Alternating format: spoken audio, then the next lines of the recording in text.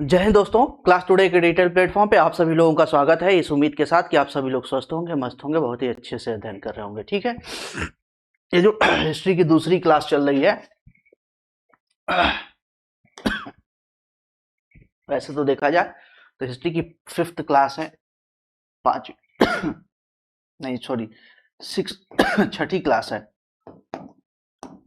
छठी class है। इससे पहले जो है कि सोर्स वगैरह के बारे में, यानी कि इससे पहले 3 क्लास हमने जो है कि प्रॉपर सबसे पहले देखा जाए तो स्रोत के बारे में हम लोग देख चुके हैं, क्वाइन वगैरह, मूर्तियों वगैरह, लिटरेचर वगैरह, इन सब के बारे में हम प्रॉपर डिटेल में देख चुके हैं।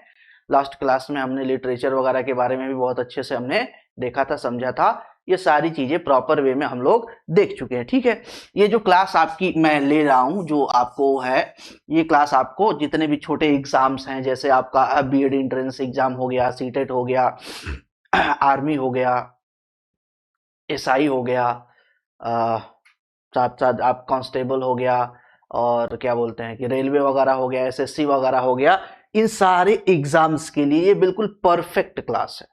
परफेक्ट, परफेक्ट का मतलब यह है कि इसमें उतनी सारी चीजें हैं जितनी इन छोटे एग्जाम्स में आपसे बार बार पूछी जाती है। ठीक है, इसके अलावा अगर आप इस चीज को डिटेल में पढ़ना चाहते हैं, इन डिटेल हर एक चीज, आपको लगता है कि नहीं नहीं सर पता नहीं क्या बता रहे हैं, ये जो है ना ये थोड़ा सा अधूरा अधूरा सा है, ये थोड़ा डिटेल में हमें जानना है, तो डिटेल में जानना है तो इसके लिए आप क्या कर सकते हैं, इसके लिए आप फाउंडेशन कोर्स जो है कि ज्वाइन कीजिए। वहां पे हम फाउंडेशन कोर्स में आपको एक एक चीज क्रमवार तरीके से, व्यवस्थित तरीके से, क्रमवार तरीके से एक एक चीज हमने वहां पे बताना है। ठीक है, तो इन डिटेल अगर आप पढ़ना चाहते हैं तो वहां पे आ जाइए, अगर नहीं तो ये छोटे एग्जाम्स के लिए एक जो है क्रैश कोर्स टाइप का क्या कह लीजिए, या पूरा जो है कि आपका एक संकलित फॉर्म है जो सामान्य तौर पे छोटे एग्जामों में पूछा जाता है। आज के क्लास में जो हम देखेंगे, जैसे आज के क्लास में हम देखेंगे 3 जो है कि सेगमेंट देखेंगे। ये जो पीडीएफ मैंने लगा रखी है, इसमें 3 सेक्शन हमको देखना है, जो एक क्लास में तो नहीं होगा, 2 क्लास में होगा। एक तो पाषाण काल है, पाषाण काल,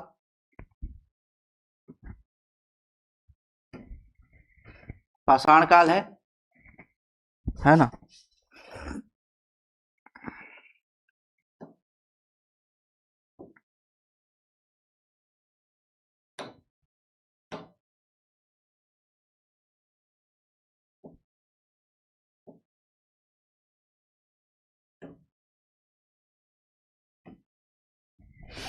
एक पाषाण काल है, उसके बाद आपका हड़प्पा सभ्यता, हड़प्पा सभ्यता, सभ्यता और वैदिक कल्चर, वैदिक संस्कृति, संस्कृति। इसको हम 2 क्लास में कंप्लीट करेंगे। ठीक है, क्योंकि छोटे एग्जाम्स के हिसाब से हम इसको लेके चल रहे हैं, तो उसी हिसाब से इसका कंटेंट हमने उसी हिसाब से इसको प्रिपेयर कर रखा है कि आपको ज्यादा दिक्कत ना हो, ज्यादा बर्डन भी ना पड़े, ज्यादा कोई, यहां तक कि अगर आप एनडीए वगैरह के लिए भी जाते हैं ना, एनडीए वगैरह के लिए भी जाते हैं छोटे एग्जाम, वो भी मतलब ऐसा होता है कि बहुत ज्यादा डीप नहीं पूछता है। एनडीए वगैरह के लिए भी जाते हैं तो ये आपको सफिशिएंट मटेरियल है, इससे ज्यादा बहुत ज्यादा आपको ताक झाक करने की जरूरत नहीं पड़ेगी। ठीक है, बाकी मैंने बता ही दिया कि अगर आपको इन डिटेल चीजों को देखना है तो आप फाउंडेशन कोर्स ज्वाइन कर सकते हैं। जैसे 3 टॉपिक मैंने आपको बताया, तो 3 टॉपिक बताया, अगर इसको जो है कि डिटेल में पढ़ाना हो तो एक क्लास सिर्फ पाषाण काल का होगा, स्टोन एज का होगा। कम से कम 2 से 4 क्लासेस आपके हड़प्पन सिविलाइजेशन का होगा। वैदिक जो है कि कल्चर में आपको 4 से 5 क्लासेस लग जाएंगे अगर इन डिटेल जाए तो, जबकि इसको मैंने बता ही दिया कि इसको पूरा तीनों टॉपिक हमें क्या करना है, 2 क्लास में समराइज कर देना है। और ये इतना कंटेंट है कि आपको अच्छे अच्छे एग्जाम में बैठेंगे तो इससे कंटेंट आपको बहुत आसानी से मिल जाएगा, कोई आपको समस्या नहीं होगी। ठीक है, चलिए फटाफट याद कर देखते हैं इसको, है ना। मानव जाति का पालना किसे कहा जाता है?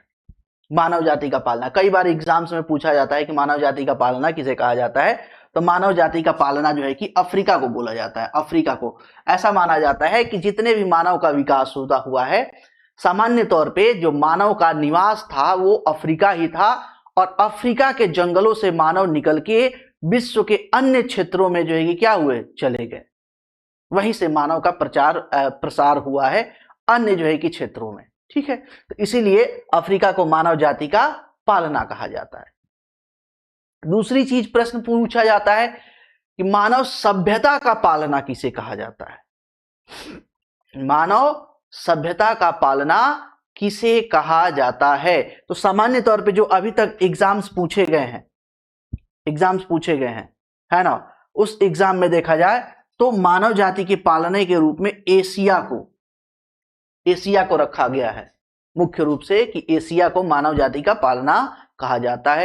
हालांकि अगर एशिया नहीं मिलता है तो आप मेसोपोटामिया शब्द जो है कि वहां पे ढूंढ सकते हैं, तो मेसोपोटामिया के क्षेत्र को भी जो है कि मानव जाति का पालना कहा गया है, लेकिन सामान्य तौर पर हमें एशिया देखने को मिल जाता है। ठीक है, कोपहेगन संग्रहालय की सामग्री से पाषाण, कांस्य, लौह युग का त्रियुगीय विभाजन किया था। किसने किया?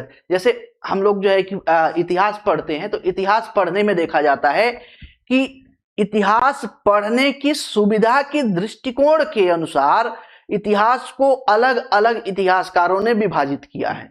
वैसे ही लौह युगीन जो एक थॉमसन जो है कि पर्सन है, थॉमसन जो है कि इतिहास को पाषाण युग, कांस्य युग और लौह युग, तीन जो है कैटेगरी में इन्होंने बांट रखा है। ठीक है, अब दिक्कत यह है कि लाइट कट गई।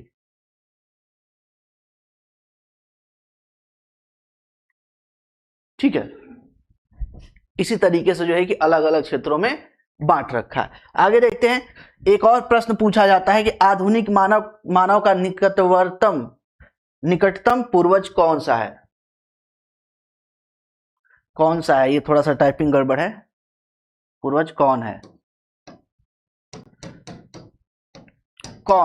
ना? तो वो है मैग्नन मानव, या इसका साइंटिफिक नेम में देखते हैं होमो सेपियंस, है ना, फॉसिलिस। ठीक है, होमो सेपियंस फॉसिलिस या होमो सेपियंस। सामान्य तौर पे होमो सेपियंस आपको एग्जाम में मिल जाता है निकटवर्ती पूर्वज के रूप में। आगे, आग का सफल प्रयोग कब किया गया था? पूरा पाषाण काल में। आग का सफल प्रयोग कहां पे जो है कब किया गया था? पूरा पाषाण काल में। अच्छा, आग का सबसे सफल प्रयोग किस क्षेत्र में या किस देश में किया गया था सबसे पहले? तो चाइना में सर्वप्रथम आग के प्रयोग का जो है कि मानव द्वारा आग के प्रयोग का सर्वप्रथम साक्ष्य मिलता है। कहां पे? चाइना में मिलता है। इस चीज को भी आपको ध्यान में रखना है।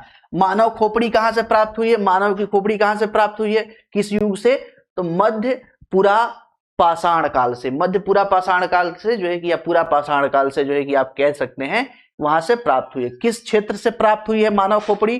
प्राप्त हुई है कहां से? तो नर्मदा घाटी के हथनौरा, एमपी में पड़ता है, हथनौरा से, वहां से प्राप्त हुई है। हथनौरा से किसकी खोपड़ी प्राप्त हुई है? तो होमो सेपियंस की खोपड़ी प्राप्त हुई है। किसकी हुई है? होमो सेपियंस की प्राप्त। एक नाम है डॉक्टर अरुण सोनकिया। डॉक्टर अरुण सोनकिया जो है कि बहुत विद्वान पर्सन थे। ये जो है कि उत्खनन कर रहे थे। उस उत्खनन के दौरान जो है कि इनको एक मानव की खोपड़ी मिली। इसलिए बहुत ज्यादा, देखो, एक तो होता है स्कल, एक होता है स्केलेटन। स्केलेटन का मतलब ये होगा कि पूरे बॉडी का ढांचा मिला है, लेकिन पूरे बॉडी का ढांचा नहीं मिला, सिर्फ स्कल मिला। स्कल मतलब सिर्फ खोपड़ी मिली है मानव की। और उसे जब जांचा गया वैज्ञानिकों द्वारा, तो ये पाया गया कि ये खोपड़ी किसकी है? होमो सेपियंस की है। ठीक है, मछली पकड़ने के कांटे उच्च पूरा पाषाण काल से मिले हैं, यानी कि पूरा पाषाण काल, यानी उस टाइम के लोग मछली पकड़ना जानते थे। ये भी कई बार पूछा गया है कि मछली पकड़ने के कांटे किस युग से प्राप्त हुए हैं? तो उच्च पूरा पाषाण काल से या पूरा पाषाण काल से। अब इसी तरीके से देखेंगे ना, तो तीन क्षेत्रों में बांटा गया है, जैसे तीन भागों में बांटा गया। जैसे आपका ये पाषाण काल है, तो पाषाण काल तीन जो है कि भागों में बांटा गया है ना। एक तो है आपका पूरा पाषाण काल, मध्य पाषाण काल और नवपाषाण काल। पूरा पाषाण काल, मध्य पाषाण काल और नवपाषाण काल। पूरा पाषाण काल को फिर से तीन भागों में बांटा गया है ना। मध्य पूरा पाषाण काल, उच्च पूरा पाषाण काल और पूरा पाषाण काल, यानी कि जो है कि पुराना वाला। तो इस तरीके से 3 स्तर में इसको भी बांटा गया। तो इस तरीके से ये क्लासिफिकेशन किया गया है, तो इसको थोड़ा सा ध्यान में रखिएगा। मानव चित्रकारिता का प्राचीनतम साक्ष्य कहां से प्राप्त हुआ है? मध्य प्रदेश, मध्य प्रदेश के भीमबेटका से, मध्य प्रदेश के भीमबेटका। भीमबेटका क्या है? भीमबेटका एक गुफा है, मानव निर्मित गुफा है, मानव निर्मित गुफा है भीमबेटका, है ना। और वहां से हुआ ये है कि मानव द्वारा उस टाइम सबसे प्राचीन समय में चित्रकारी की जाती थी। और चित्रकारी की गई है तो ऐसा कुछ नहीं है कि हमें बहुत भव्य चित्रकारी की गई, नहीं, भव्य चित्रकारी नहीं की गई। सामान्य तौर पे जो है कि उस पे लकीरें, जैसे छोटा बच्चा होता है ना, छोटा बच्चा, छोटे बच्चे को बोलो कि आप पेन कॉपी से या स्लेट पे या किसी चीज पे आप चित्रकारी करो, तो वो रेखाएं खींचेगा, रेखा खींच के कुछ बनाने की कोशिश करेगा। हालांकि उस समय के मानव कुछ बुद्धिजीवी थे, ज्यादा बुद्धिजीवी थे, तो उन्होंने चित्रकारी अच्छी की है। अच्छी की है मतलब कि रेखाएं ही खींचकर बनाए हैं, थोड़ा बहुत उसमें जो है कलर का उपयोग किया गया है, लेकिन अच्छी चित्रकारी की गई है। तो चित्रकारी का वो प्राचीनतम साक्ष्य है मानव द्वारा भीमबेटका की गुफाएं मध्य प्रदेश में जो है कि पाई जाती हैं, मानव चित्रकारी का सबसे पुराना साक्ष्य। ठीक है, उसमें विषय देखेंगे तो कई बार जो है कि बड़े एग्जामों में देखें ना, विषय पूछ लिया जाता है कि भीमबेटका में जो चित्रकारी की गई है उसका विषय क्या है। तो विषय देखा जाए तो मानव का जो दैनिक जीवन है उसका विषय है। क्या है? मानव का दैनिक जीवन उसका विषय है, यानी कि उस समय के लोग प्रतिदिन क्या करते थे, कैसे जीवन जीते थे, कैसे शिकार करते थे, कैसे समुदाय में रहते थे, इन सबको वहां पे चित्रों के द्वारा दर्शाया गया है। मध्य पाषाणिक प्रसंग में पशुपालन के प्रमाण कहां से मिले हैं? आदमगढ़ से। कहां से मिले हैं? आदमगढ़ से, आदमगढ़ से मिले हैं। मानव द्वारा प्रथम पालतू जानवर कौन सा था? कुत्ता था। दूसरा क्या था? दूसरा तो भेड़ या बकरी, भेड़ या बकरी। मानव द्वारा प्रथम जो है कि उपयोग किया गया प्रथम धातु कौन सी थी? तो तांबा थी। ये सारी चीजें पूछी जाती है। किस पुरा स्थल पे पाषाण संस्कृतियों से लेकर हड़प्पा सभ्यता तक है? अब यहाँ पे देखेंगे ना, ये जो मेहरगढ़ है, मेहरगढ़, मेहरगढ़ कहाँ पे है? तो मेहरगढ़ बलूचिस्तान वाले, जो पाकिस्तान का जो एरिया है ना, पाकिस्तान का बलूचिस्तान वाला एरिया, बलूचिस्तान अभी बहुत जो है कि विवाद में रहा है बलूचिस्तान। और बलूचिस्तान में विवाद का कारण यह है कि वहां के लोकल लोग मानते हैं कि देखो भैया, हमारा पाकिस्तान से कोई लेने देना है नहीं, पाकिस्तान अलग है, हम अलग हैं। पाकिस्तान बना है 1947 में, जबकि हम जो है कि आज से 4500 साल पहले की जो है कि क्या है, जो है कि हम लोग हैं। तो मेहरगढ़ वहां पे है। तो मेहरगढ़ से आपके पाषाण युग के भी साक्ष्य मिलते हैं। मेहरगढ़ से महाकाल जो है कि महाकाल के संस्कृतियों का भी प्रमाण मिलता है, और आपके हड़प्पा काल का भी प्रमाण मिलता है। तो ये एकमात्र स्थल है, एकमात्र स्थल है जो मानव के क्रमवार विकास को क्या करता है? दर्शाता है, दर्शाता है। ये प्रमाणित करता है कि मानव कहीं, जैसे बहुत सारे लोग हैं, बहुत सारे लोग, जैसे बहुत सारे लोग जब मानव सभ्यता पे रिसर्च करते हैं तो वो लोग रिसर्च करने के साथ साथ ये ढूंढते हैं कि भाई मानव यहाँ पे विकास कैसे हुआ, मानव कैसे आके बस गया जो है कि पृथ्वी पे। तो उन लोगों का मानना ये होता है कि कोई एलियन वगैरह लेके आए इस शिप से और हमें यहाँ पे छोड़ दिया, हमें यहाँ पे बसा दिए पृथ्वी पे, और उनके हिसाब से हम जो है कि यहाँ पे जीवन यापन करना शुरू कर दिए। एलियन द्वारा बसाई गई सभ्यता है पृथ्वी पे।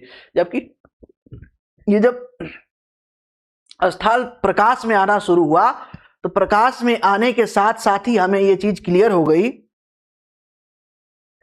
हमें ये चीज क्लियर हो गई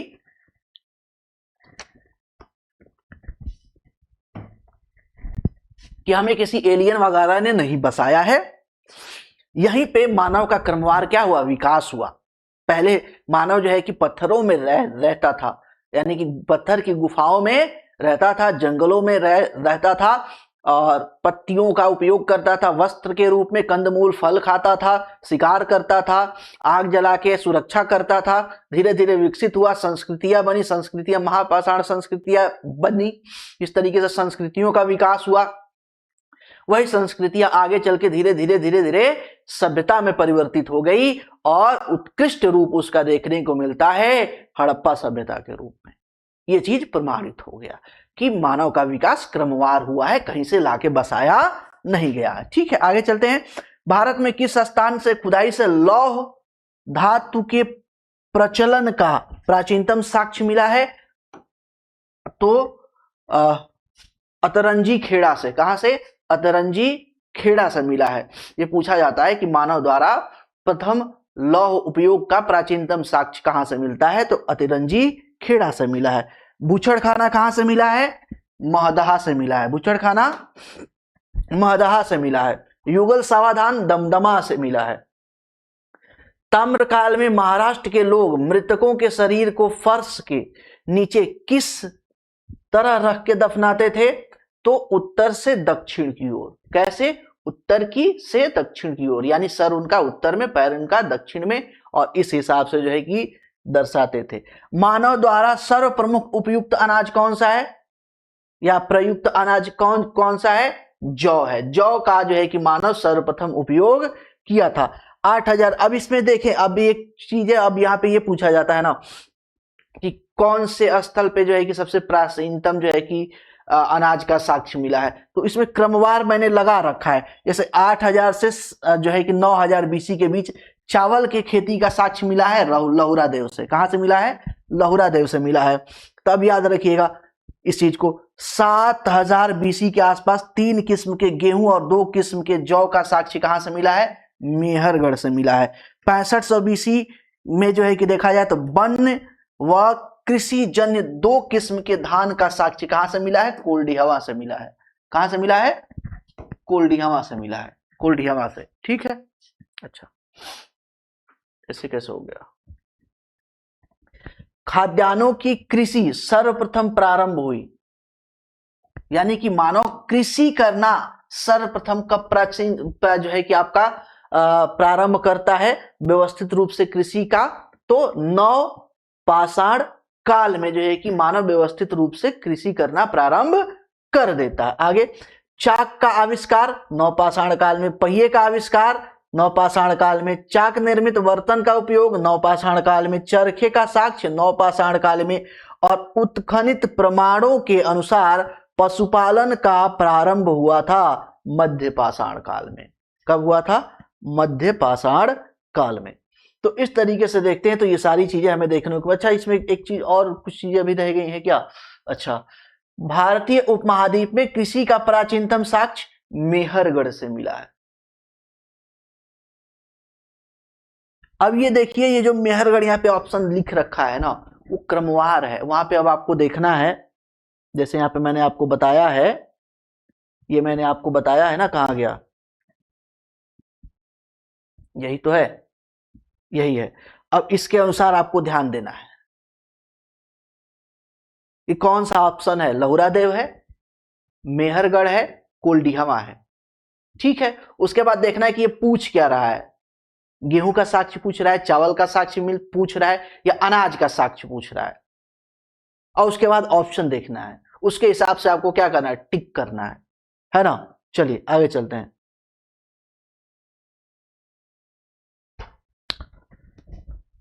भारत में मानव का सर्वप्रथम साक्ष्य कहां मिलता है? नर्मदा घाटी से। किसको चारकोलिथ युग भी कहा जाता है? ताम्रपाषाण युग को चारकोलिथ युग भी कहा जाता है। चारकोलिथ। गर्तावास का साक्ष्य बुर्जहोम, ये पड़ता है कहां पे?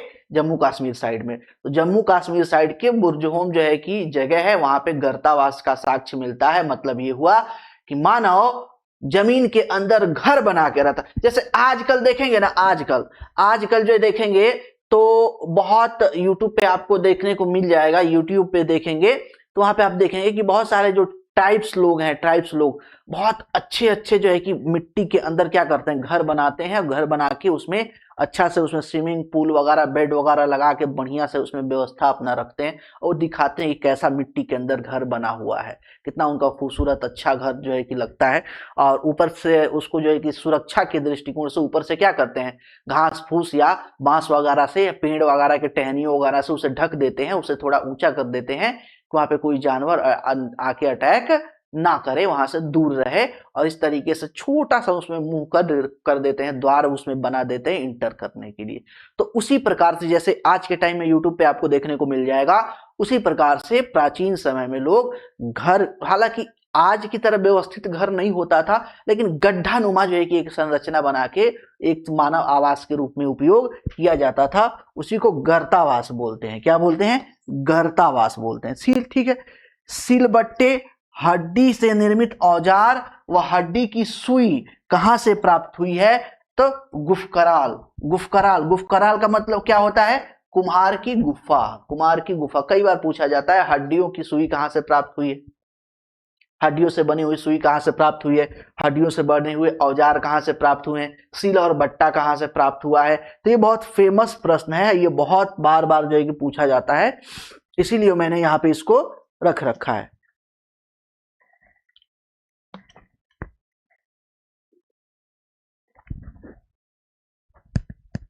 चलिए आगे देखते हैं। तो पाषाण काल खत्म हो गया। पाषाण काल के साथ साथ जो है कुछ संस्कृतियों के क्वेश्चंस थे वो हमने देख लिया जो आपके लेवल पर आते हैं, ठीक है। एक आता है महापाषाण कालीन जो है कि संस्कृतियां। महापाषाण कालीन संस्कृतियां क्या होती हैं?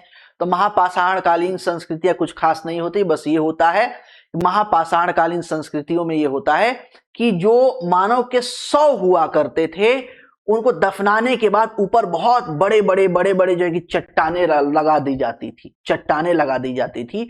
चट्टानों के ऊपर जो है कि एक तरीके से कह लीजिए कि ढक भी दिया जाता था चट्टान से। तो एक तरीके से वो आधुनिक के हिसाब से आज जो जैसे अभी वर्तमान में चल रहा है, इसके हिसाब से देखें तो मानव निर्मित कब्र हुआ करती थी।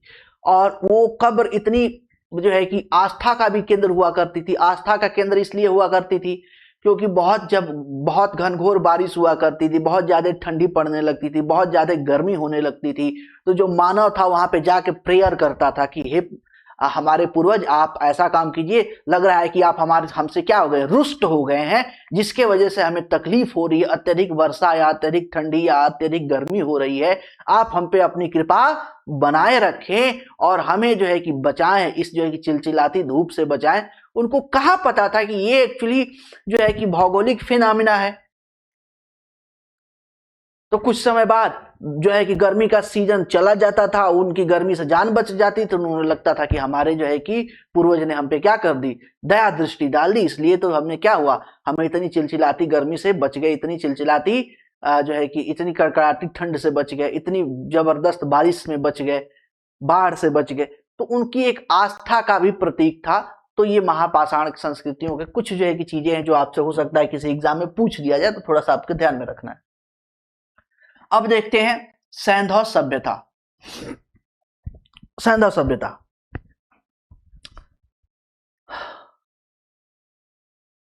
ठीक है। कौन सा हड़प्पीय नगर 3 भागों में विभक्त है? धौलावीरा। धौलावीरा। अच्छा, ये प्रकाश में कब आया था? प्रकाश में कब आया था, यानी कि हड़प्पा कालीन संस्कृति सबसे पहले प्रकाश में कब आई थी? तो 1921 में। 1921 में ये प्रकाश में आई थी। हाँ, दयाराम साहनी और रखालदास बनर्जी 2 लोग थे, इन्होंने क्या किया, उत्खनन किया हड़प्पा और मोहनजोदड़ो का, और इस तरीके से 1921 में एक जो है कि हड़प्पा सभ्यता नामक प्राचीन सभ्यता की खोज की गई थी। ठीक है, तो इस चीज को याद रखिएगा, ये डेट भी कई बार पूछा गया है ना। 3 भागों में विभक्त कौन सा शहर है? धौलावीरा। धौलावीरा का मतलब होता है, धौलावीरा का मतलब क्या होता है? सफेद कुआं। सफेद कुआं, सफेद कुआं होता है। ठीक है। हड़प्पा के काल का तांबे का रथ किस स्थान से प्राप्त हुआ है? दैमाबाद से। तांबे का रथ कहां से प्राप्त हुआ है? दैमाबाद से हुआ है। मोहनजोदड़ो कहाँ स्थित है? पाकिस्तान के सिंध प्रांत में। अब वर्तमान समय में देखेंगे ना, तो वर्तमान समय में जो आपके जो फेमस शहर है हड़प्पा और मोहनजोदड़ो, हड़प्पा और मोहनजोदड़ो दोनों पाकिस्तान में है। देखिए प्राचीन काल में पाकिस्तान और भारत दोनों एक ही थे, अलग थोड़ी थे, एक ही तो कॉन्टिनेंट था, एक ही था, तो सब एक साथ काम हुआ। ये तो बाद में धोखाधड़ी हो गई, और धोखाधड़ी हो गई तो एक जो एक अलग देश बन गया, अलग देश बन गया तो बहुत सारी चीजें पाकिस्तान में चली गई। तो जो दो फेमस शहर है हड़प्पा जो है कि सभ्यता का, हड़प्पा जो है कि और मोहनजोदड़ो, वो कहां पे है? पाकिस्तान में है ना। हड़प्पा का फेमस बंदरगाह लोथल है, लोथल।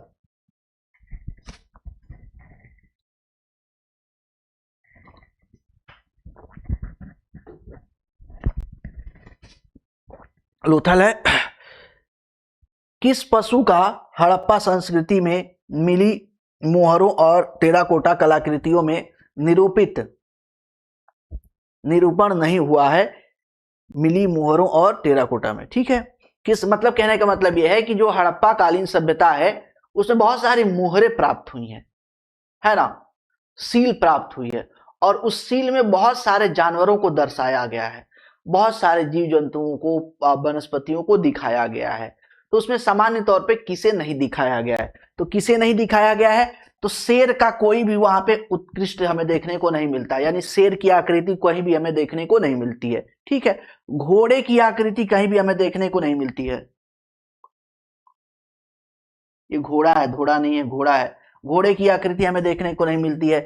गाय का हमें आकृति नहीं देखने को मिलती है, हालांकि बैल का मिलता है बट गाय का नहीं मिलता। अब यहाँ पे अपना दिमाग मत लगाना कि सर अगर गाय नहीं थी या गाय का साक्ष्य नहीं मिला है और गाय नहीं थी तो बैल कहां से आ गया। अरे भाई, हम चूंकि वहां पे कोई लिखित प्रमाण नहीं है और हमारे पास कोई टाइम ट्रेवल की मशीन भी नहीं है कि हम जाके वहां पे देखा है थी कि नहीं थी, क्रॉस चेक करने का कोई हमारे पास कोई बहुत अच्छा जो है कि साधन है नहीं। तो हमें जिस चीज का हमें सबूत मिल गया हम वो चीज मान लिए, जिस चीज का सबूत हमें नहीं मिला, साक्ष्य नहीं मिला, वो हम नहीं मान रहे हैं।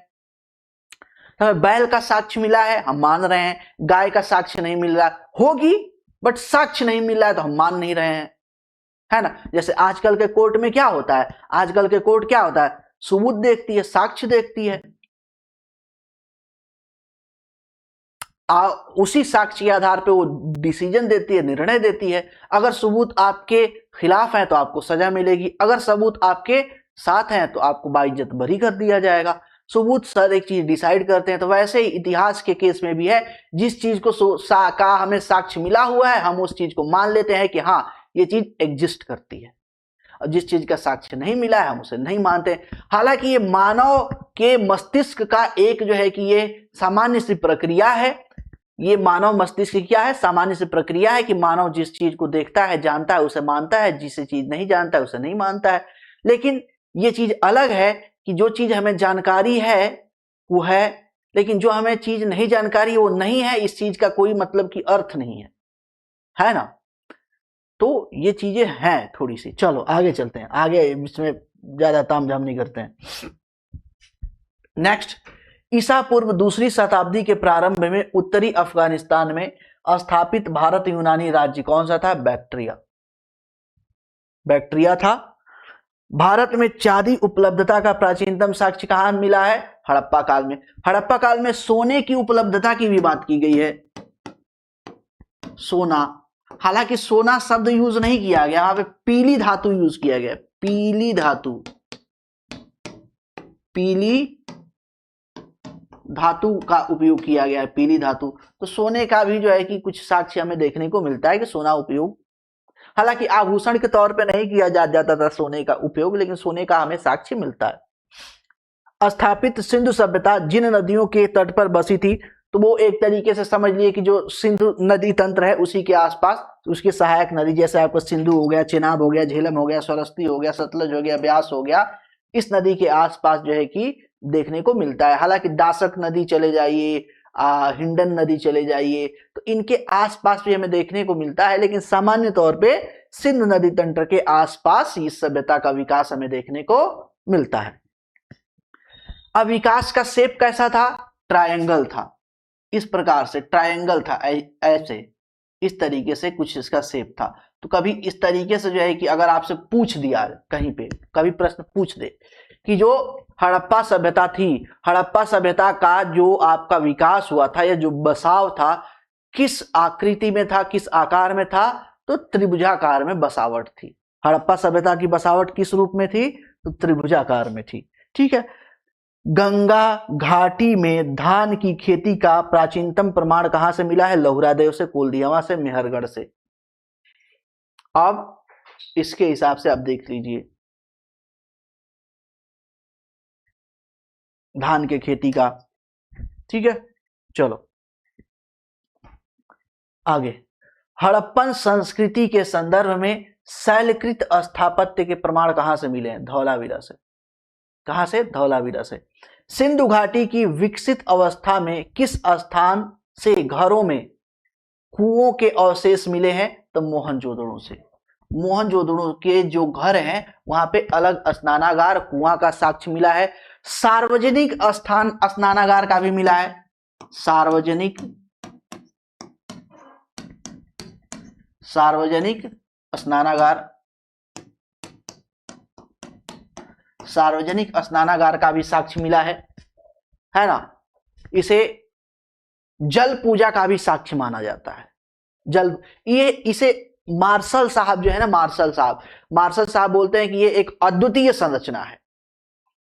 इसे जल पूजा का साक्ष्य माना जाता है। क्या माना जाता है? जल पूजा का साक्ष्य माना जाता है, जल पूजा का साक्ष्य। ठीक है, आगे। सिंधु घाटी का कौन सा स्थल जो है कि आपका क्या है?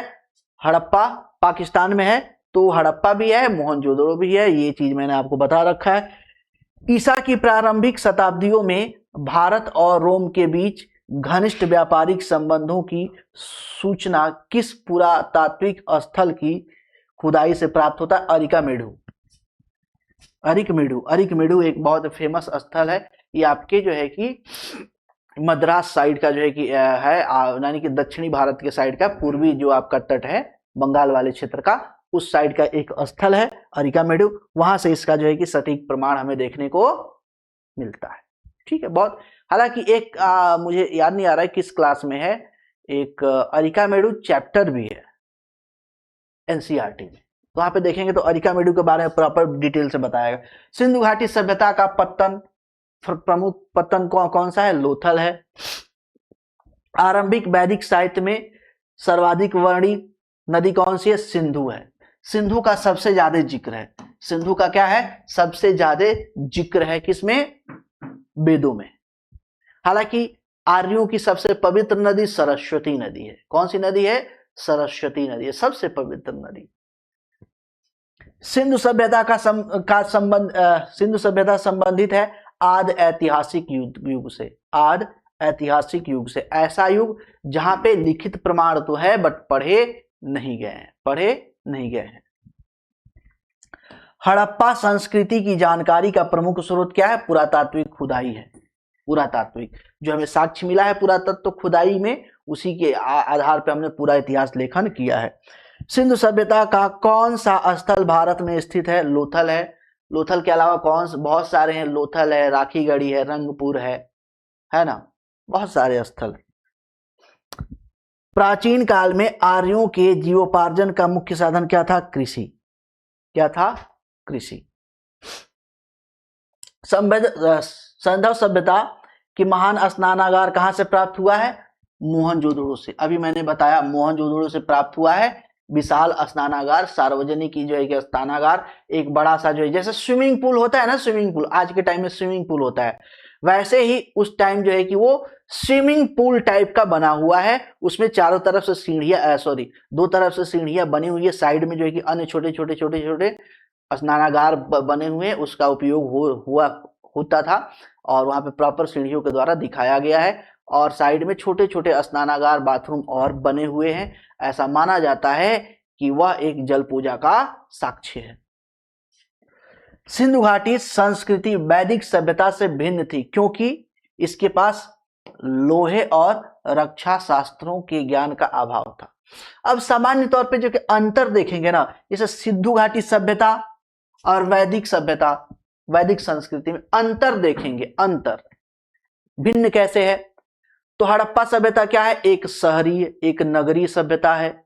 वैदिक क्या है? एक ग्रामीण है, ग्रामीण सभ्यता है। ठीक है। हड़प्पा कालीन सभ्यता क्या है? एक व्यापारिक संगठन के रूप में दिखाई देता है। व्यवसाय इसका जो है कि क्या है? मुख्य जो है कि धंधा है। जबकि वैदिक कल्चर में देखें, कृषि और पशुपालन इनका क्या है? मुख्य व्यवसाय है। हड़प्पा काल के लोग लोहे के उपयोग को नहीं जानते थे, जबकि वैदिक काल के लोग लोहे के उपयोग को क्या करते हैं? जानते हैं। हड़प्पा काल के लोग कर्मकांडीय विधान यानी कि जो है कि बहुत ज्यादा कर्मकांडीय विधान पे बहुत ज्यादा फोकस नहीं करते थे, जबकि वैदिक काल के लोग कर्मकांडीय विधान पे बहुत ज्यादा फोकस करते थे, है ना। ये सारी चीजें इसकी क्या है? भिन्नता है। रक्षा उपग्रह, अब जब व्यापारिक है तो थोड़ा रक्षा उपकरण वगैरह नहीं मिला है, लोहा मिला ही नहीं है उपयोग का। ठीक है। किस पशु का अंकन हड़प्पा संस्कृति के मुहरों पर नहीं मिलता? घोड़े का। अभी मैंने बताया घोड़े का नहीं मिलता, शेर का नहीं मिलता, गाय का नहीं मिलता। भारत का सबसे बड़ा हड़प्पन पुरास्थल कौन सा है? राखीगढ़ी। राखीगढ़ी। अब यहाँ पे देखेंगे ना, अगर देखा जाए तो जैसे मान लीजिए आपका ये राखीगढ़ी है, राखीगढ़ी। तो राखीगढ़ी का क्षेत्र देखेंगे 350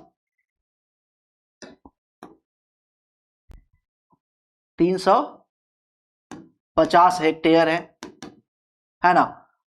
वैसे ही आप देखेंगे मोहनजोदड़ो, मोहनजोदड़ो,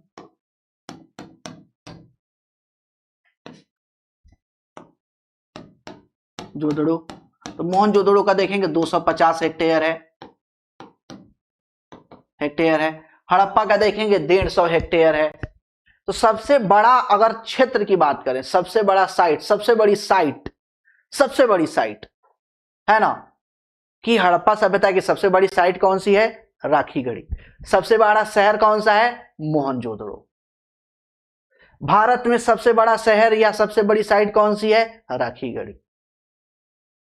पाकिस्तान में सबसे बड़ा क्षेत्र या सबसे बड़ी जो है कि शहर कौन सा है? मोहनजोदड़ो। तो इस तथ्य को थोड़ा सा ध्यान रखिएगा कि एक्चुअली प्रश्न पूछ क्या रहा है, और जो प्रश्न पूछे उसी हिसाब से आपको काम करना है। ठीक है, चलिए। जूते हुए खेत का साक्ष्य कहां से मिला है? कालीबंगा से। कालीबंगा का मतलब क्या होता है? कालीबंगा का क्या मतलब होता है? कालीबंगा का मतलब होता है कांच की चूड़ियां, कांच की चूड़ियां,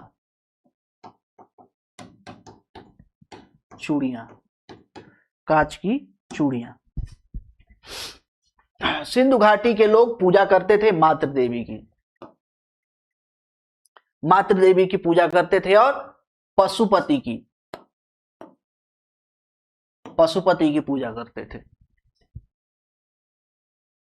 सिंधु घाटी सभ्यता, पशुपति का मोहर मिला है, पशुपति की मोहर मिली है का मतलब ये हो गया कि एक योगी की जो है कि वहां पे दृश्य दिखाया गया है, जो भगवान शिव की तरह आसन में बैठा हुआ है, उसके चारों तरफ जो है कि पशु मंडरा रहा है।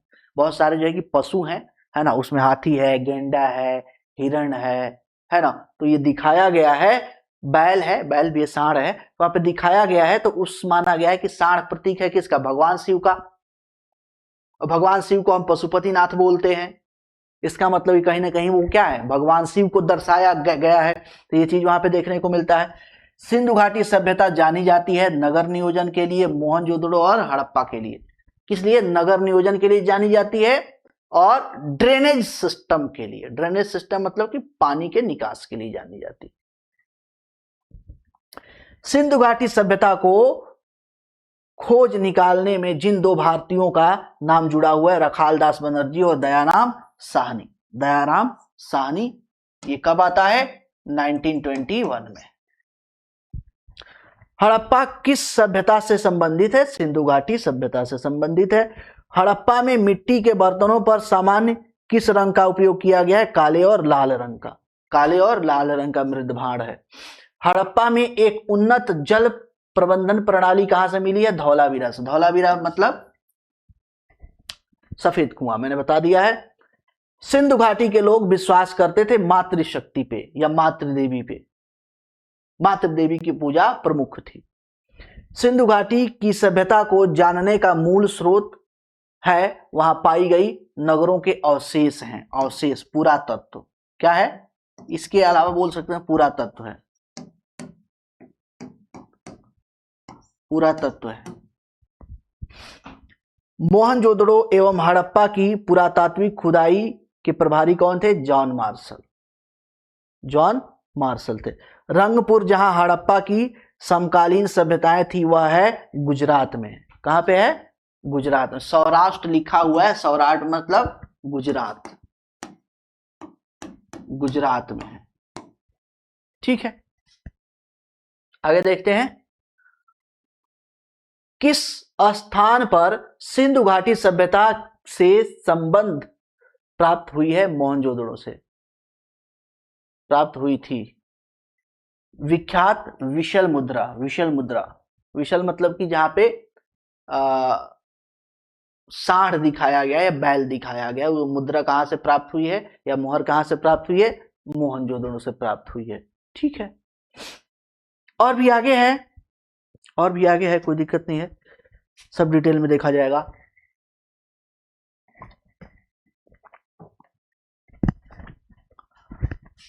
अब वैदिक काल के मुख्य चीजें देख लेते हैं।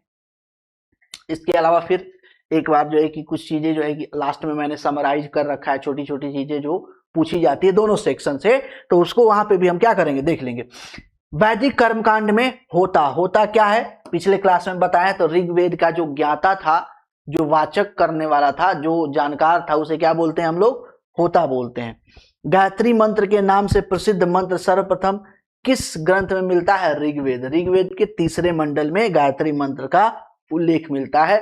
ओम भर्भुवः स्वः तत्सवितुर्वरेण्यं भर्गो देवस्य धीमहि धियो यो नः प्रचोदयात्।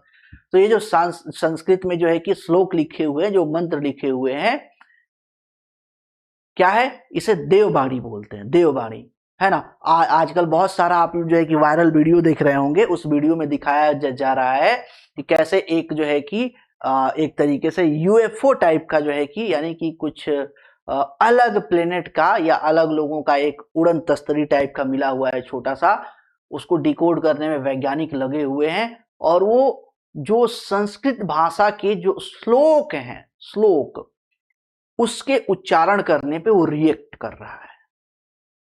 ठीक है, चलो। वह वैदिक ग्रंथ जिसमें वर्ण शब्द का सर्वप्रथम उल्लेख मिलता है, ऋग्वेद। ऋग्वेद में 4 वर्णों के बारे में बताया गया है। सॉरी, ऋग्वेद में यहाँ पे 3 वर्णों के बारे में बताया गया है ना, ब्राह्मण, क्षत्रिय और वैश्य। बाद में आते हैं तो हमें शूद्र भी जो है कि वहां पे एक वर्ण देखने को मिलता है। वेदों की संख्या कितनी है? 4 है। 4 वेदों में किस एक में जादुई माया, वशीकरण, टोना टोटका, चिकित्सा संबंधी जानकारी दी गई है? अथर्ववेद में, है ना। सबसे पुराना वेद, सबसे पुराना वेद है ये, सबसे पुराना वेद है, और ये सबसे नया वेद है, सबसे नया वेद है, सबसे नया वेद। सबसे नया वेद मतलब सबसे बाद में लिखा गया, अंतिम में लिखा गया, अंत में, है ना। आर्य शब्द का मतलब क्या होता है? आर्य शब्द का मतलब यहाँ पे ये जो पीडीएफ लगाया वो कई जगह वहां पे बताया गया है। तो आर्य शब्द का मतलब होता है श्रेष्ठ, कुलीन। ठीक है, श्रेष्ठ या कुलीन। आरंभिक वैदिक साहित्य में सर्वाधिक वर्णित नदी कौन सी है? सिंधु। सर्वाधिक जो है कि पवित्र नदी कौन सी है? सरस्वती। कौन सी वह ब्रह्मवादिनी थी जिसने जिसने कुछ वेद मंत्रों की रचना की है, जैसे लोपामुद्रा, अपाला, अपाला, घोषा, लोपामुद्रा, ये कुछ प्रमुख विदुषी हैं। विदुषी हैं, क्या है? विदुषी, विदुषी हैं। विदुषी मतलब, विदुषी मतलब विद्वान स्त्रियां, विद्वान स्त्रियां जिन्होंने आजीवन ब्रह्मचर्य रहा, शादी नहीं किया, विवाह नहीं किया, और पूरे जीवन जो है कि क्या किया? ब्रह्मचर्य रह के, ब्रह्मचर्य रह के ऋग्वेद में मंत्र लेखन का काम किया, उनके पठन पाठन का काम किया। जैसे कई बार डिबेट होता है, कई बार ये कहा जाता है कि जो हिंदू धर्म है, हिंदू धर्म में जो है कि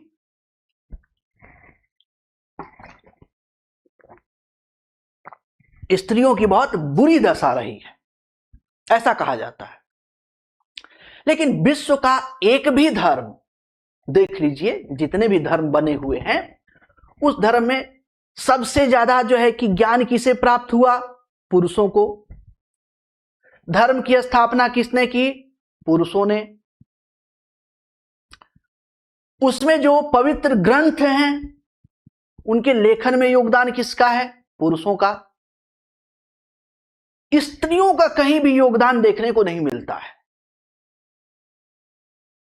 हिंदू धर्म या सनातन धर्म कह लीजिए कि एकमात्र ऐसा धर्म देखने को हमें मिलता है जहां पे इस प्रकार की व्यवस्था हमें देखने को मिलती है, जहां पे स्त्रियां भी विदुषी कहलाती थी, ब्रह्मचर्य रहती थी और पठन पाठन करती थी, वेद लेखन करती थी, मंत्र लेखन करती थी, श्लोक वगैरह लिखती थी, उन्हें भी ज्ञान प्राप्त होता था। एकमात्र ऐसा जो है कि धर्म हमें देखने को मिलता है। बाकी और किसी भी क्षेत्र में आप किसी भी आप जो है कि धर्म में चले जाइए, वहां पे ये देखने को नहीं मिलता है। हालांकि सामान्य तौर पे देखा जाए, किसी धर्म की स्थापना जो है कि सामान्य तौर पे स्त्रियों द्वारा नहीं की गई है, ऐसा हमें इतिहास में देखने को नहीं मिलता है। ठीक है, चलिए आगे।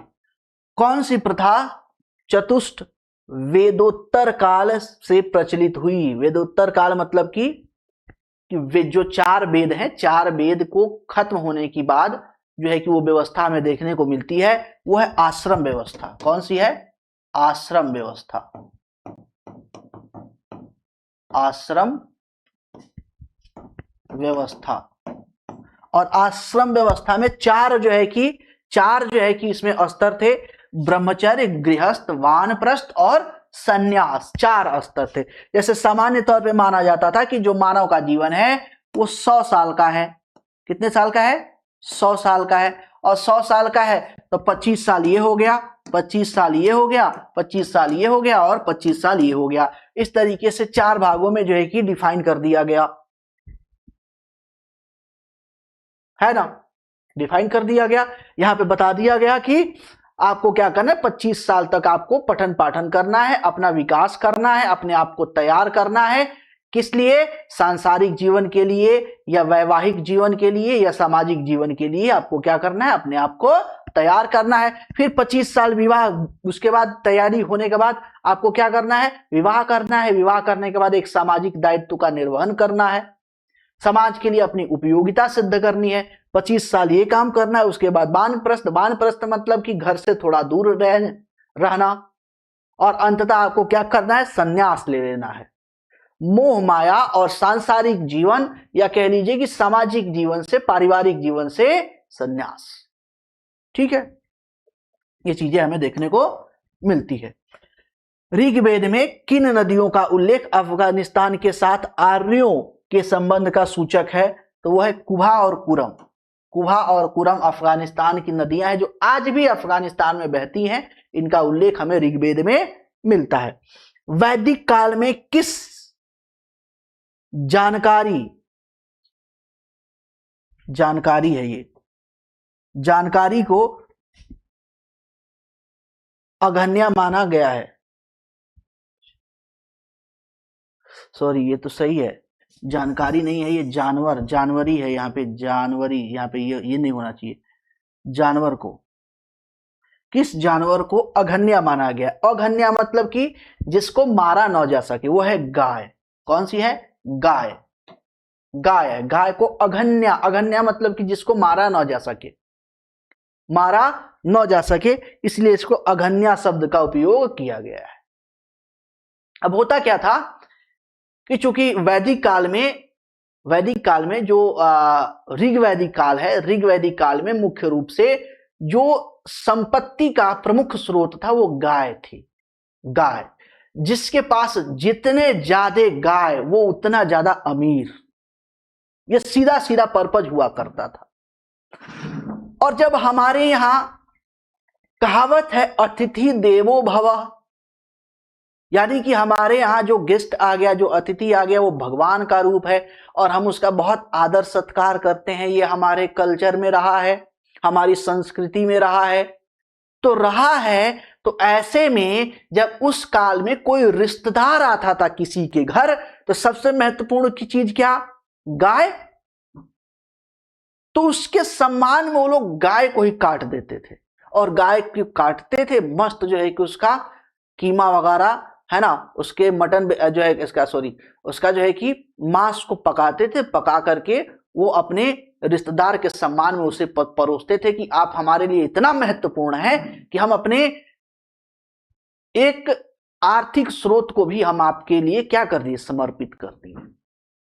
तो इस तरीके से देखा गया तो धीरे धीरे गायों की संख्या कम होने लगी और उससे समस्या पैदा होने लगी। तब जो है कि बुद्धिजीवियों ने यह तर्क निकाला कि गाय अघन्या है, गाय को मारा नहीं जा सकता, गाय हमारी क्या है? माता है, और गाय की बहुत ज्यादा उपयोगिता है हमारे जीवन में। इसको सिद्ध किया और सिद्ध करने के बाद गाय को बचाना शुरू वहीं से हो गया था, और सामान्य तौर पे एक तरीके से समाज में ये प्रतिबंध लगा दिया गया कि आप गाय को नहीं मार सकते। ठीक है, इसीलिए इसको अघन्या शब्द यूज किया गया। आर्य शब्द का शाब्दिक अर्थ क्या होता है? श्रेष्ठ या कुलीन। श्रेष्ठ या कुलीन।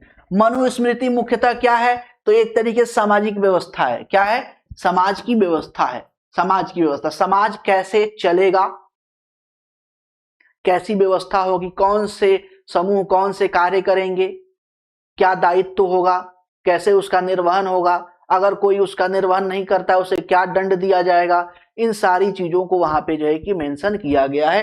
तो एक तरीके से कह लीजिए कि सामाजिक व्यवस्था का एक कानून है ना। चलिए, ऋग्वेद की मूल लिपि क्या है? ब्राह्मणी है, ब्राह्मी लिपि है, ब्राह्मी लिपि।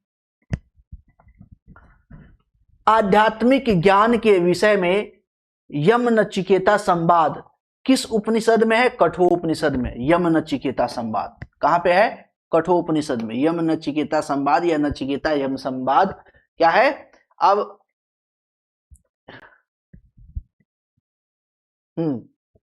ठीक है। उपनिषद काल के राजा अश्वपति शासक थे कैकेय के। कहां के थे? कैकेय के थे। किसका संकलन ऋग्वेद पे आधारित है? यजुर्वेद का। किसका है? सामवेद का। सामवेद का। हाँ, इसमें से ऋग्वेद की ज्यादा से ज्यादा जो श्लोक है एज इट इज इसमें क्या किया गया? कॉपी कर लिया गया है। बस ये है कि वो पद में है, ये यानी कि वह सामान्य तौर पे वो पढ़ने वाला है, जबकि सामवेद देखेंगे तो गे पद में है ना, गाने वाला है। सबसे पुराना वेद ऋग्वेद मैंने बताया ही। सबसे नया या सबसे बाद का कौन सा वेद है? कौन सा वेद है? तो अथर्ववेद है, अथर्ववेद। ठीक है, एक शब्द आता है वेदत्रयी। वेदत्रयी।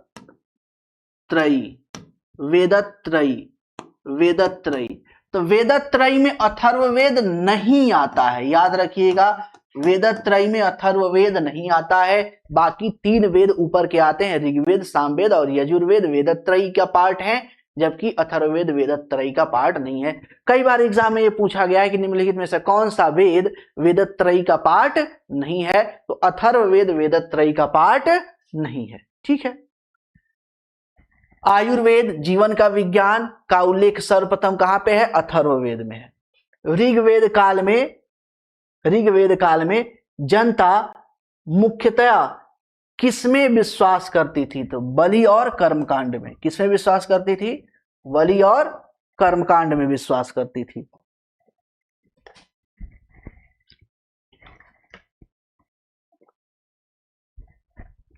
बलि और कर्मकांड में। सर्वाधिक जो है कि ऋग्वैदिक सूक्त किसे समर्पित है या श्लोक किसे समर्पित है? इंद्र को। इंद्र को, है ना। उसके बाद देखेंगे अग्नि का नंबर आता है। अग्नि का किस वैदिक साहित्य में मोक्ष की चर्चा की गई है? उपनिषद में। उपनिषद में मोक्ष की चर्चा की गई है। और मोक्ष पाने का 3 माध्यम है। मोक्ष पाने का क्या है? 3 माध्यम है ना। किसके द्वारा? कर्म के द्वारा। कर्म मतलब कि अच्छे कर्म करो, मोक्ष मिलेगा। ज्ञान के द्वारा, पूरा ज्ञान हासिल कर लो, मोक्ष मिल जाएगा। भक्ति के द्वारा, भगवान में लीन हो जाओ, मोक्ष मिल जाएगा। 3 माध्यम बताया गया है, ठीक है। गोत्र शब्द का प्रयोग सर्वप्रथम हुआ है ऋग्वेद में। कहां पे हुआ है? ऋग्वेद में हुआ है। उपनिषदों का मुख्य विषय क्या है? दर्शन है, दर्शन। क्लासिकीय संस्कृति में आर्य शब्द का अर्थ क्या होता है? एक उत्तम व्यक्ति। पुनर्विवाह वर्जित है मनुस्मृति में। गायत्री मंत्र की रचना किसने की थी? विश्वामित्र ने। विश्वामित्र ने, जो ऋग्वेद के 3रे मंडल में लिखा गया है। भारत के राज्य चिन्ह पर अंकित शब्द सत्यमेव जयते किस पुस्तक से लिया गया है? तो मुंडकोपनिषद से।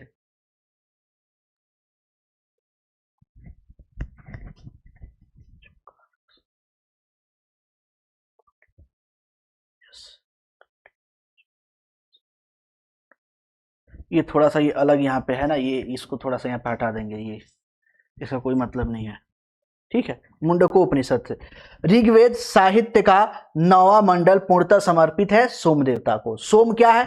तो सोम एक तरीके से पेय पदार्थ है। पेय पदार्थ, सोम, सोम रस सुना होगा ना। अच्छा बाबू, आजकल सोम रस पी रहा है। सोम रस क्या है? तो सोम एक प्रकार की, उस समय प्राचीन काल में सोम एक प्रकार की लता होती थी, लता, बेल, और उसको जो है कि पीस करके एक पदार्थ बनाया जाता था जिसको ऋग्वैदिक काल में पिया जाता था। उससे हल्का सा नशा होता था, हल्का नशा होता था। तो ये एक तरीके से कह लीजिए कि नशीला पदार्थ था। सोमरस उसी को आज कहते हैं। आज कोई दारू और पीता है, बियर और पीता है, लेकिन चलो सोमरस का पान करते हैं, मजा लेते हैं। अच्छा, आजकल वो बाबा सोमरस पी रहा है ना। तो इस तरह का कमेंट आपको देखने को मिलता है। तो सोमरस सामान्य तौर पे उस समय क्या था? एक नशीला पदार्थ था, ठीक है। आगे चलते हैं। ऋग्वेद का कौन सा मंडल पूर्णतः सोम को समर्पित है? 9वां मंडल। अभी हमने देख लिया इस चीज को, है ना। चलिए, प्रसिद्ध दासराग युद्ध किस नदी के तट पे हुआ था? पौरुषणी नदी के तट पे। पौरुषणी नदी के तट पे दासराग युद्ध हुआ था, 10वें मंडल में वर्णित है ना। पौरुषणी नदी। ये दासराग युद्ध क्या है? दासराग युद्ध ये समझिए कि प्राचीन काल का विश्व युद्ध था। प्राचीन काल का क्या था? विश्व युद्ध था। 10 राजा एक साथ लड़ रहे हैं, 5 एक साथ हैं, 5 एक साथ हैं, लड़े जा रहे हैं, लड़े जा रहे हैं, ठीक है। चलो, वैदिक युग में प्रचलित लोकप्रिय शासन प्रणाली क्या थी? वंश परंपरागत राजतंत्र। राजतंत्र उस समय चलता था।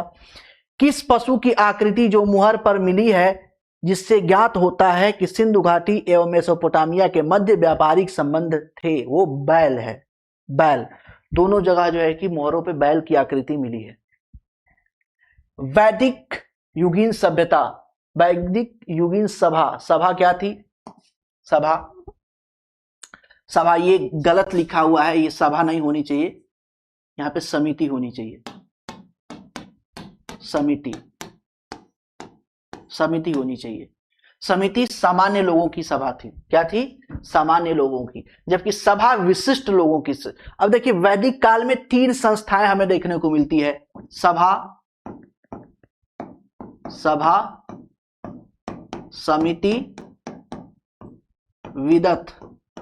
विदत, विदत, विदत नहीं, विदत थ है, विदत और गण। 4 संस्थान मिलते हैं। सामान्य तौर पे 3 आपको देखने को मिलता है। तो सभा जो है कि विशिष्ट लोगों की जो है कि क्या थी? सभा विशिष्ट लोगों की, विशिष्ट लोगों की क्या थी, समूह था। समिति सामान्य लोगों का जो है कि समूह था। विदत क्या था, विदत में लूट के माल का बंटवारा होता था, विदत में लूट का माल का बंटवारा होता था। कई बार यह पूछा गया है कि वैदिक कालीन में कौन सी संस्था थी जिसमें लूट के माल का बंटवारा होता था, तो विदत नामक जो है कि संस्था में लूट का माल का बंटवारा होता था। मतलब ये हो गया, जैसे कोई युद्ध लड़े, कहीं पे कोई अटैक किया, आक्रमण किया, तो वहां पे जब जीत गए तो वहां पे बहुत सारा लूटपाट होता था। तो लूटपाट में क्या होता था, तो लूटपाट में गाय बकरी है ना, पशु, उनकी स्त्रियां और भी बहुत सारे दास वगैरह होते थे, तो उन सबको लाया जाता था। और इस संस्था में, विदत नामक जो संस्था है, वहां पे इनको रखा जाता था। उसके बाद सबको जो है कि बराबर बराबर बांट कर दे दिया जाता था। हालांकि इसमें जो राजा होता था, राजा को स्वेच्छा से लोग बलि देते थे। बलि देने का मतलब ये हो गया उपहार। जैसे मान लीजिए कि लूट का माल बंटवारे में बांट दिया गया और किसी को लगा कि यार राजा बहुत अच्छा है, दिन पे दिन क्या कर रहा है, ये जीत रहा है युद्ध और हमको रोज क्या हो रहा है, बंटवारे में बहुत सारा धन मिल रहा है, बहुत सारे दास मिल रहे हैं। खुश हो गया वो, क्या कि राजा साहब ये आज ये जो दासी है ना अच्छी वाली, ये आप रख लो, आज के लिए ले जाओ हमारी तरफ से आपके लिए। उसे बलि बोलते थे, उपहार। बलि क्या था, उपहार। ऋग्वैदिक काल में बलि क्या था, उपहार था, एक तरीके से स्वेच्छा से दिया जाता था। जबकि यही उत्तर वैदिक काल में आते हैं तो ये कर हो जाता है, बलि कर हो जाता है, यानी कि अब आपकी इच्छा हो या ना हो आपको देना ही है। यज्ञ संबंधी विधि विधान कहां पे लिखा गया है, यजुर्वेद में लिखा गया है। किस ग्रंथ में सर्वप्रथम देवकी के पुत्र कृष्ण का वर्णन मिलता है, छंदोग्य उपनिषद में सर्वप्रथम देवकी के पुत्र कृष्ण का वर्णन हमको देखने को मिलता है।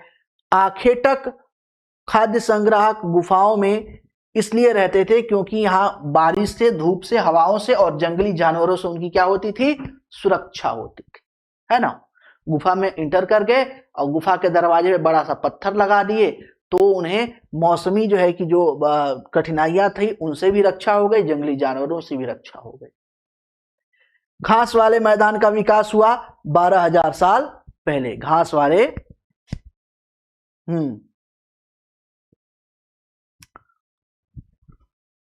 कितना टाइम हो गया, चलो यहीं तक रहने देते हैं, है ना, यहीं तक रहने देते हैं 12,000 साल पर। इससे आगे नेक्स्ट क्लास में देखा जाएगा, ठीक है।